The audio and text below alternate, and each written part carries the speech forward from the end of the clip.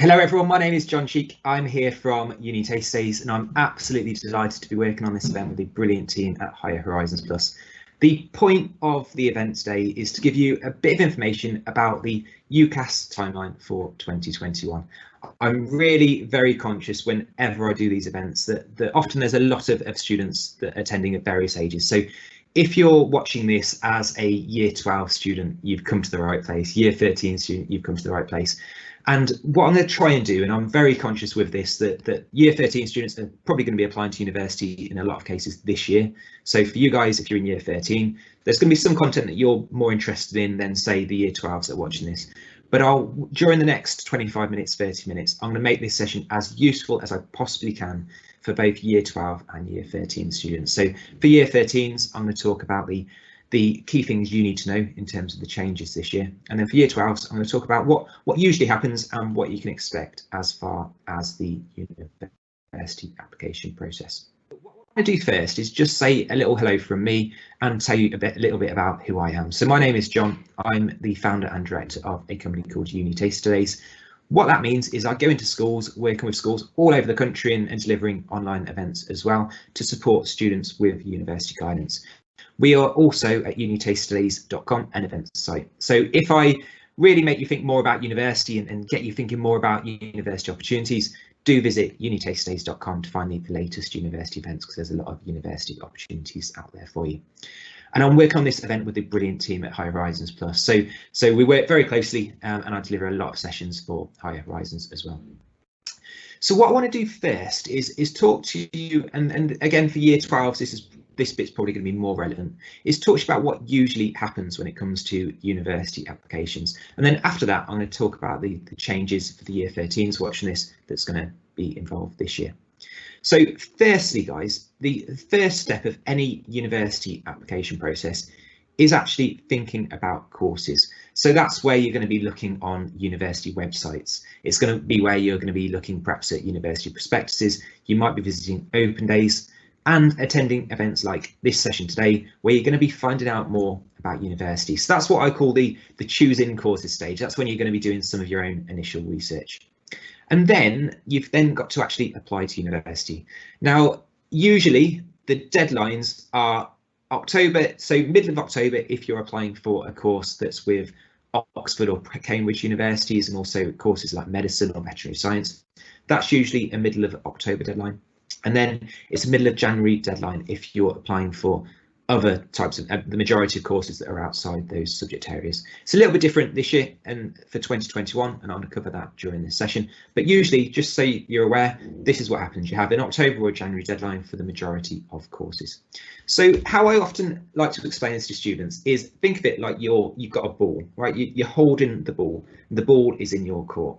You have got the ball, so you're picking your universities. Usually you're going to pick 5 university choices, and you've then got the ball because you're picking those choices. What happens then, guys, is you then throw the ball to the universities because you've started the application process. And that's where you're saying to the universities you'd like to go to, I'd like to study at your institution. This is my application. This is my personal statement. This is everything about me. Fingers crossed, will you then get an offer? And universities will then, fingers crossed, make you an offer, and I'll cover offers in this session. Then at that point, because universities have your application, they've got the ball, okay? They then will, fingers crossed, make you an offer and then throw the ball back to you, and that's where you'll make your decisions, whether that's accepting or insurance accepting or declining. And again, I'll cover that during this session as well. And then you'll have results day, you'll find out your results, fingers crossed, get into your first choice university. If not, it might be that you use your insurance choice or use systems like clearing, and I'll cover clearing as part of this session as well. And then in the October, you start university. So guys, I know I've whizzed through it, but that's as a UCAS timeline and what usually happens every single year. That's really what you can expect when it comes to applying to university. But for year 13s this year, so this is 2021, things are a little bit different. So key things for you guys to be aware of if you're watching this as a year 13 student that's applying to university this year. Now, the first thing to be aware of is usually we have the majority of courses have a mid-January deadline. So the deadline is usually the 15th of January. That for 2021 has been extended by a couple of weeks. So it's now this year going to be the 29th of January 2021. So you can see that's been pushed on a couple of weeks. The only thing to say there in terms of students that are watching this through their school is school deadlines are no doubt going to be before that. So that's not me saying this is what the school deadline will be, because it's definitely not. Schools have to work on your own references, etc. So their deadline is naturally going to be before that. This is the official UCAS deadline. So this year for 2021, it is the 29th of January. And that deadline is what we call the equal consideration deadline. And what we mean by that is it essentially means that if you've applied to university by that equal consideration deadline, institutions will consider all applications they've received equally, right? Because everyone has met the deadline. Rather like if you're applying for a job and you have a job deadline, and then no doubt employers will wait until that deadline to go through all the applications and consider them all at the same time. You should also be aware, though, that you can potentially apply to university after that deadline, but then universities would not be obliged to give that application equal consideration to the deadlines, to the applications that met the earlier deadline. So again, that's just something to be aware of. It is possible to apply to university after the 29th of January in some cases, and it's a case of just checking that with each institution that you are interested in. So main bit to know about this slide is the 2021 entry. The official UCAS deadline for the majority of courses has been moved from the 15th of January to the 29th of January 2021. So then what happens? So you've then applied to university. What then happens and what do you need to be aware of? So you've applied to university and then universities will then respond to you. So for 2021, the deadline is the 20th of May. That's when you'll hear back from universities. It might be that you hear back before then, but you will hear back by the 20th of May 2021 from universities. And I'll go through in a second what universities will say and how they'll respond to you. Other deadlines to be aware of is the 13th of July is the deadline if you applied to university, is the deadline for universities if you applied a little bit later. So say if you get your application to universities by the 30th of June. So you missed the January deadline, but you apply by the 30th of June, then your deadline is the 13th of July. And then the final deadline for universities to make decisions on applications for 2021 is the 20th of October 2021 as well. So that's the final deadline for universities to make decisions on your applications, obviously if you've applied after the initial deadlines. So that's the first step. I know I'm throwing loads of information at you, but it's really important stuff, and that's covering when you are going to hear back from universities after you apply. And then you might be thinking, well, what are they going to say? There's usually three things that universities will respond with. Number one, and I'd imagine most common, is a conditional offer. Now that's where universities will say to you, fingers crossed, we'll make you an offer as long as you achieve some certain things, of which grades are usually the main thing that universities might well ask for. So for example, they might say for A levels, if your grades are BBB, we'll be able to offer you a place. And that's what's known as a conditional offer. As long as you meet those terms and obviously accept that university, you're in and you'll get a place at that university. And you might have also heard something called unconditional offers, and they used to be a lot more common than they are now. They're still possible for certain courses. It might be that also there might be some students that have grades what we call in hand. So that's when you've already completed your qualifications. And in those circumstances and other circumstances as well, you might then get an unconditional offer where university will say, look, you've got a place no matter what, and then obviously you just need to accept that place. So it might be that you do get an unconditional offer, but they're not as common now as they were in previous years. The other thing that might happen, and guys, it's fine to be unsuccessful. And when I applied to university a long time ago now, I was unsuccessful on a couple of the universities, well, at least one I recall, and I've not forgiven that university yet. One university that I applied for, and it is true, people do apply to university and get a response to say you have been unsuccessful. It can happen, it's absolutely fine, but it's just something to be aware of, that you're not always going to get 5 offers back from universities. It might be that 1, 2, 3 are unsuccessful as well. So that's what universities are going to respond to your application. So again, just to summarize, go back to our initial timeline. You've applied to universities, so you've picked your courses, you've picked universities, sent that application to universities via something called UCAS. Then universities will respond to you. And again, a nice way to think of it is think about having that ball. You had the ball, you've then thrown it to universities. Universities have got the ball, and then they're going to then throw it back to you in terms of the offers. So what happens then? Well, what happens then is the ball is back in your court. So you then need to respond to universities. And you need to do this by for 2021 entry, and do check this date, because it in the past it has changed, and obviously the timeline this year has changed as well. So at the moment, at the time of recording, the deadline is the 10th of June 2021, as long as you have your responses back from universities by the 20th of May. So if you then have those responses by universities, the ball is back in your court, and you're then going to decide what your firm acceptance will be, your insurance acceptance will be, and then you'll decline the other offers. So what I mean by firm acceptance is where you're saying you're going to go to that university as long as you fulfill the offer conditions. Say if it was a conditional offer on achieving a certain number of grades, you've then got the situation where you'll say, yes, I'm going to go to your institution as long as I achieve those grades. So that's the firm acceptance.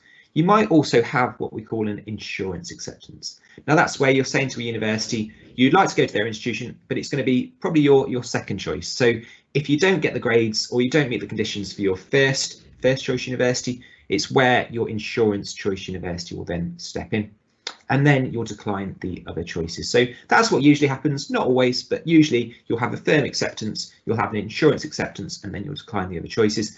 And you reply usually to these offers by the 10th of June, but again, just do change that date, doesn't change.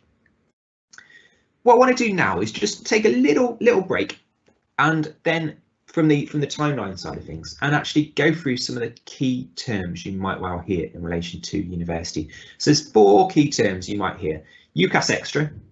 You might also hear UCAS adjustment. You might also hear terms like clearing and also deferring. And I just want to spend a couple of minutes before I cover something else, which is going to be a bit more interactive, going through what these key terms are. So the key term number 1 I'd like to go through is UCAS extra. Now, I find the easiest way to explain UCAS extra is to think of it as a 6th university choice, because when you apply to university, usually, but not always, you have 5 university choices.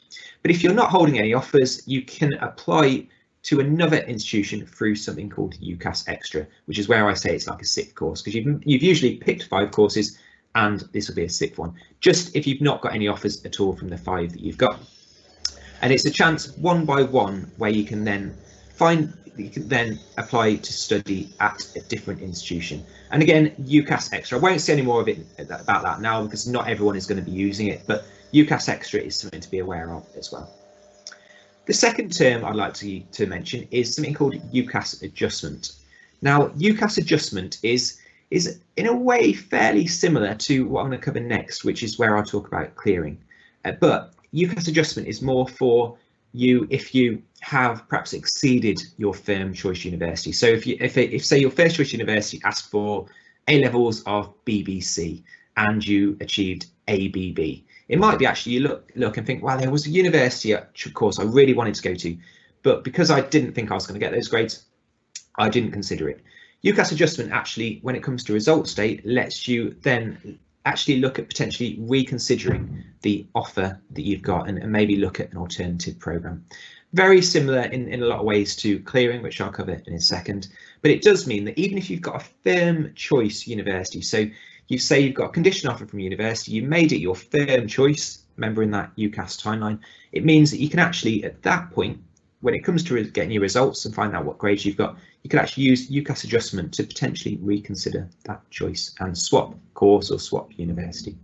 And then you might also hear something called clearing. Now, I've previously worked at 3 universities and been involved in clearing, working at 3 different universities. And basically what clearing is where you get your results, you find out what your grades are, and it's an opportunity. Well, it means that you can kind of see it in 2 ways. Number 1, you could see it as the opportunity when you get your results, perhaps if you didn't get in your first choice university or your second choice university is your insurance choice university, you can actually then click through clearing, have a look at what offers are available through different universities and different courses, or potentially what offers or what courses are available through the university you did intend to study at. Perhaps if you, I don't know, if you apply for a certain course where the grades are very high, You don't get an offer for that one. It might be through clearing. You might actually be able to apply for an alternative course through that institution.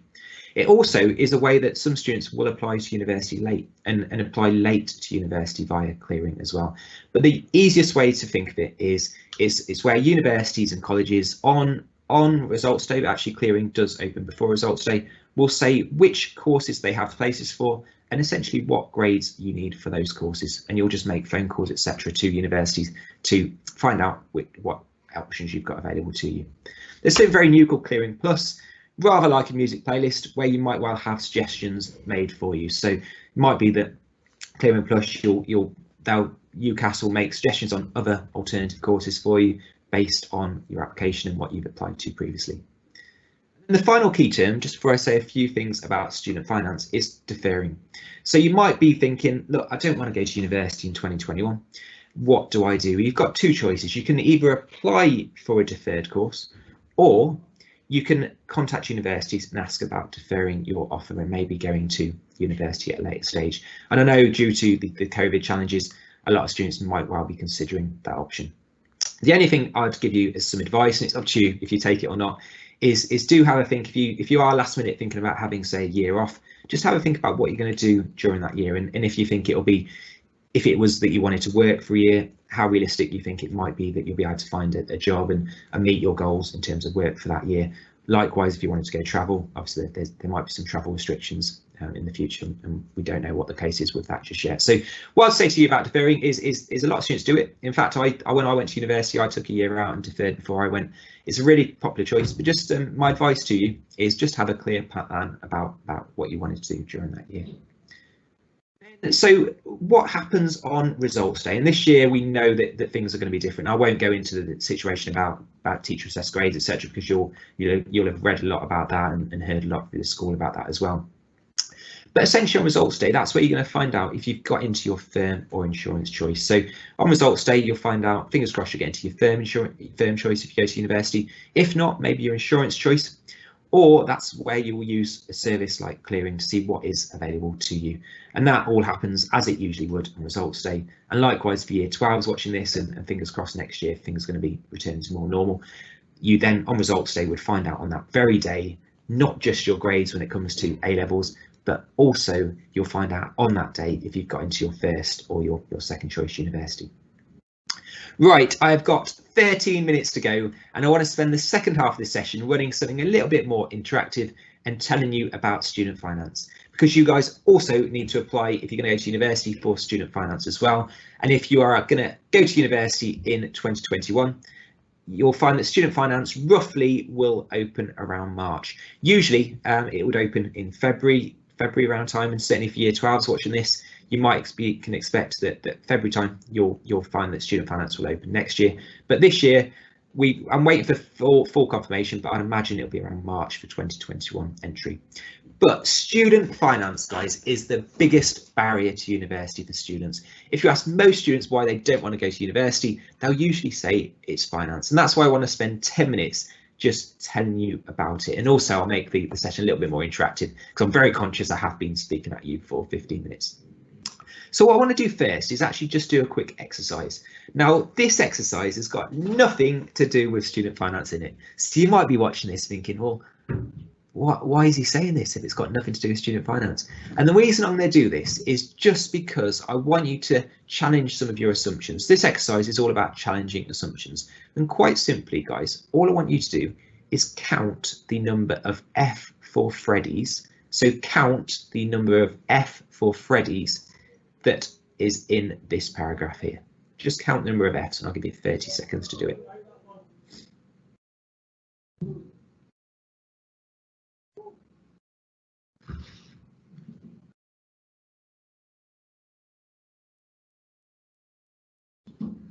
Right, guys, it's not a trick question. All I want you to do is count the number of F for Freddy's. And what most students will do is they'll count 3. They'll count finished and files in the top row, and they might well then count scientific in the second row. But there's actually 6, because most students assume the OVs aren't there. The OVs are there, guys. There is an OV in the second row, 2 obs in the second row, and also 1 in the bottom row. And the reason I do this exercise whenever I work with students, and if you've got 6, by the way, good on you, that's absolutely right. But if you've got 3, that's what most students will count. The reason I do this exercise is to challenge assumptions, and that's because loads of people think they can't afford university because they hear university is really expensive, or loads of people might be exploring university and perhaps speak to people and they'll say you can't go to university because you can't afford it, and they assume university is really expensive, because on the face of it, it is. If you look at how much university costs for the course and also your living costs, it is expensive. But what a lot of students don't do is actually think about the student finance system, which is there to support students when it comes to applying to university. So leave your assumptions where they are. Just for 10 minutes, let me tell you about how the system works. Now, the first thing to be aware of, guys, is what you get. So you get a tuition fee loan, which will cover your course fees. Now, tuition fee loans are up to £9,250 a year, which is what the majority of university courses are.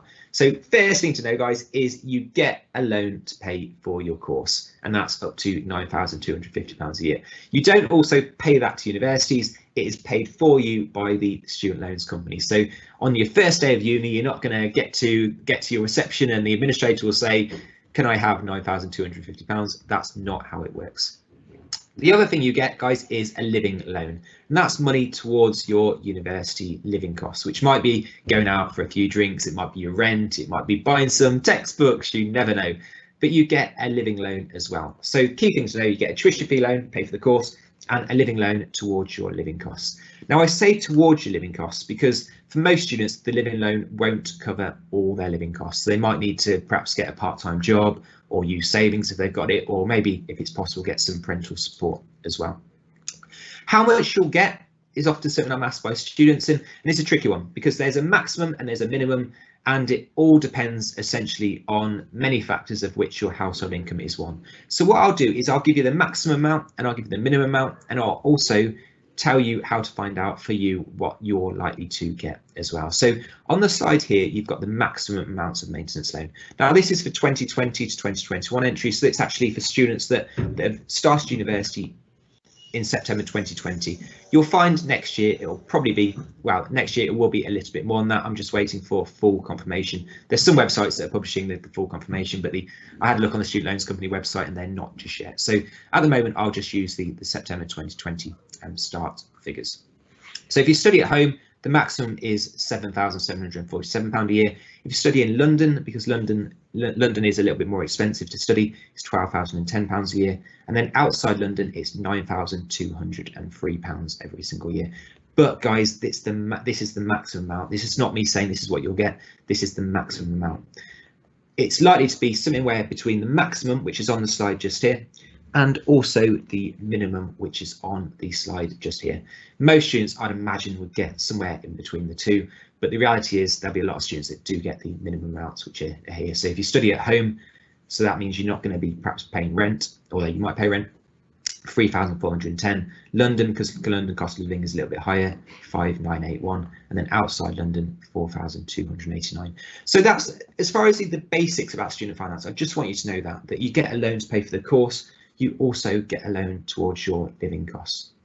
And then you might then be thinking, well, hold on, how do I pay this back? And what the reality is you get a statement that says how much you have borrowed every single year. And then if you earn over a certain amount of money, you'll be paying money off towards that. But the reality is most students will not pay all their student loans based on lots of research. About 80% of students won't pay back their full student loans. So what I would suggest you do, and it's up to you, obviously what you worry about, but if it is me, I would say worry about what your repayments are rather than what your student loans balance is. And on that note, I just want to do a quick exercise. I'm not expecting anyone to get this right, but I think it's an important one to do so that you can actually think about what you'll be paying back when it comes to university, because most students will get a loan for the living costs, loan for the course, and you might therefore be thinking, well, what happens when it comes to paying it back? So let me give you a scenario. You've been to uni, you've graduated, so that means you've finished university, you've got a job, and already you're earning good money. You're being paid £29,000 a year, which every month before your deductions is £2,416. So all I want you to do, and I'll just give you 1 minute to think about this, is imagine if you're paid £2,416 a month before your deductions. how much do you reckon you're going to be paying back for your student loan that you've had to pay for your university course and your maintenance loan? So you paid £2,416 a month. What do you reckon your monthly student loan repayment would be? I'll give you a clue, it's under 100 quid. And I just want you, if possible, to write down what you think that answer is. Go for it. You've got 35 seconds left.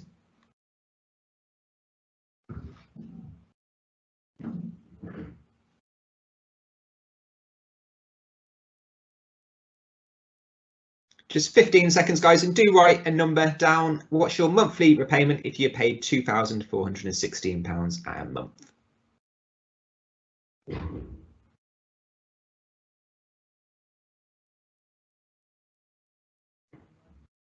Great stuff. Right, I'm not expecting anyone to get this right. I just want you to start thinking about it. And the answer is it's less than 20 quid. It's about £18 a month is what your student loan repayment would be if you're paid £2,416 a month, which for a lot of students will be quite reassuring, because loads of students I do this exercise with will say I'm going to be paying hundreds back. It's not how it works, and I'll tell you how it works in just a second. But £29,000, it's about £18 a month. If you then had a pay rise to £33,000, we won't do this exercise because I'm conscious of time, but you'd then be paying back a little bit more, but still not a massive amount of money. In this example, I think it's just over £50 a month you can be paying back, but you're being paid £33,000 a year, which is £2,750 a month. So it might be, that's obviously before deductions, but it might be you think, well, if I'm paid £2,750 a month, I might be able to afford to pay back 50 quid towards my student loan that I've had to pay for my university course. If you watch this thinking, wow, I'll be earning more than that, I'll give you a few more examples. If you're earning 50 grand a year, £50,000, you then are going to be paying back roughly about £175 a month for your student loans, but before tax, you're then being paid over £4,000 every single month. So the reason I do this, guys, is just to really show you that student loans, yes, university is expensive. Yes, a lot of students will get a student loan.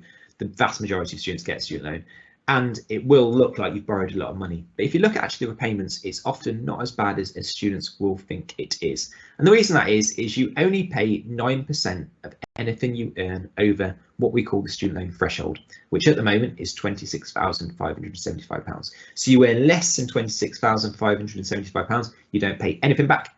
And then anything you earn over it, over £26,575 is 9% that you pay back. So that's the key thing to be aware of. And also this student loan threshold has been increasing. So you might find by the time you finish university, it'll be a lot more than that. So that means you need to earn even more before you start paying stuff back.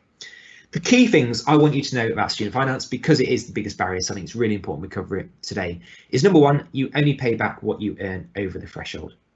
Number two, the amount you actually do pay back depends on your earnings. So the more you earn over that student loan threshold, the more you're going to be paying back, and that's what the slide before showed you.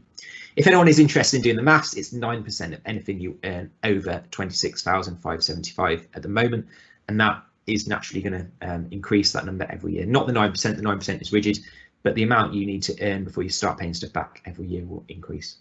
You've also only got 30 years to repay it. So if you don't clear your student loan within 30 years, it's wiped, it's taken away from you. So you're only going to be working for 30 years, only going to be working for 30 years in terms of paying it off. You might be working for more than 30 years in the future, but in terms of your student loans, you're only going to be paying it back for 30 years of work. It doesn't go on your credit file, so it won't affect you in a lot of ways when you buy a house. Banks might well look at your student loan repayments, but they wouldn't necessarily look at the amount that you've borrowed, because this figure doesn't go on your credit file. So banks won't see that you've borrowed £50,000 to pay for, you've had a student loan of £50,000, because it's a different type of debt. And often parents especially will say about interest. So interest is payable, but most actually won't pay interest because most people don't pay back their student loans. The final thing to say, guys, on this is it can change. This can all change, has changed in the past. It's unlikely for year 12, year 13s to change for you, but certainly if you're watching this as younger audiences, you might find that it can change in the future. If you've got absolutely any questions, you can chat to the Higher Horizons team using higherhorizons.co.uk/ask. It's a brilliant resource available where you can speak to staff, you can speak to students, and really find out more about university to make sure you go on to make brilliant university decisions, which is what sessions like today are all about. Guys, I hope you found it really, really useful. I'm conscious of time, so we won't take any questions today, but do use that www.higherhorizons.co.uk/ask website address to ask questions of students and staff. It'll be an absolute brilliant resource for you. Best of luck in the future. Do take care. Thank you very much. Goodbye.